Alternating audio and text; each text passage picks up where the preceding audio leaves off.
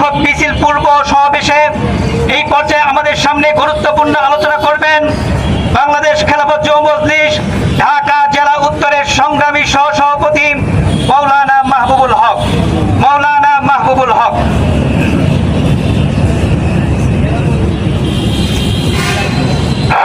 আসসালামু আলাইকুম রাহমাতুল্লাহ।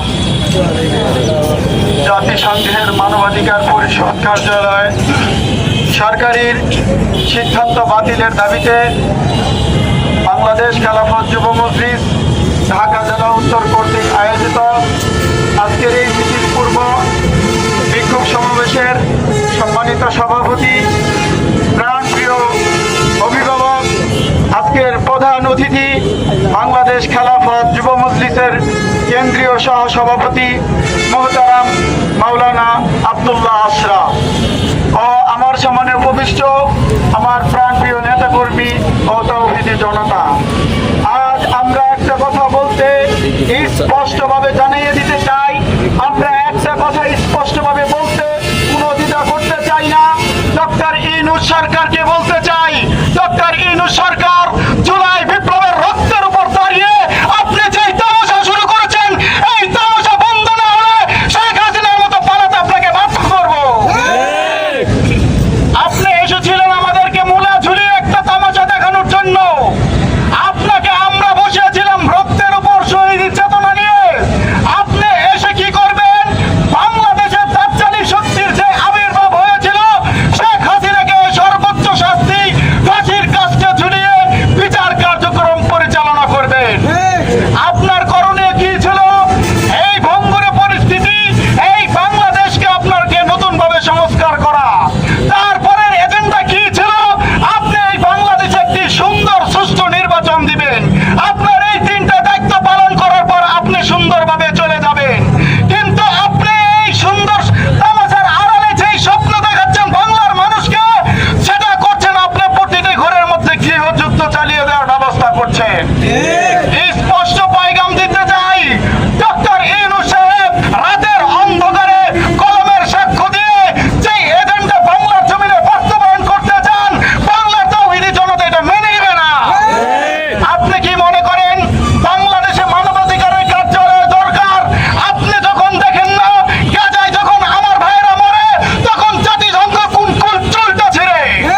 যখন আমার ভাইয়েরা ভারতে নির্যাতিত হয়, তখন মানবাধিকার কোন চুলটা ছিঁড়ে। আমার ভাইয়েরা যখন মায়ানমারে রক্তাক্ত হয়ে নাফ নদী লাল করে দেয় রক্ত দিয়ে, তখন জাতিসংঘ কোন তামসাটা করে। আজকে জাতিসংঘের মানবাধিকার কার্যালয় বাংলাদেশে মানবাধিকার কার্যালয় প্রতিষ্ঠা করে আপনি বোঝাতে চাচ্ছেন বাংলাদেশে মানবাধিকার তৈরি করতে। আমি আপনাকে স্পষ্ট পয়গাম দিয়ে বলতে চাই, আপনি যদি এই তামসার মধ্যে অটল থাকেন, বাংলার তৌহিদি জনতা আপনাকে চাটাপিটা করে বাংলা থেকে ওয়াশিংটনে পাঠিয়ে দিবে। আপনি কি বুঝেন না? আপনি কি দেখেন না? বাংলাদেশে 16 বছর জগদ্দল পাথরের ন্যায় চেপে থাকা ফ্যাসিবাদী শেখ হাসিনাকে তাড়াতে বাংলাদেশের জনগণ বাধ্য করেছে। আপনি কিভাবে এই বাংলাদেশে সমকামীদের প্রমোট করতে আস্ফলন দেখান? আপনি কিভাবে এই বাংলাদেশে অরাজকতা করার একটা দৃষ্টান্ত দেখাতে চান? আপনাকে বলতে চাই, আমাদের আমিরে মজলিস স্পষ্ট কণ্ঠে, দারাজ কণ্ঠে স্পষ্ট বক্তব্য দিয়ে জানিয়ে দিয়েছে, আমরা ভারতকে ঝাঁটাপিটা করেছি ওয়াশিংটনের গোলামি করার জন্য নয়। আপনি যদি ওয়াশিংটনের গোলামি করতে চান, মনে রাখবেন বাংলার তৌহিদি জনতা আপনাকে ওয়াশিংটনে পাঠাতে বাধ্য করবে। স্পষ্ট পয়গাম আমাদের, আমরা এ জাতি রক্ত দিতে প্রস্তুত, জীবন দিতে প্রস্তুত, তবু ইউরোপিয়ানদের কালচার আমরা গ্রহণ করতে প্রস্তুত নই।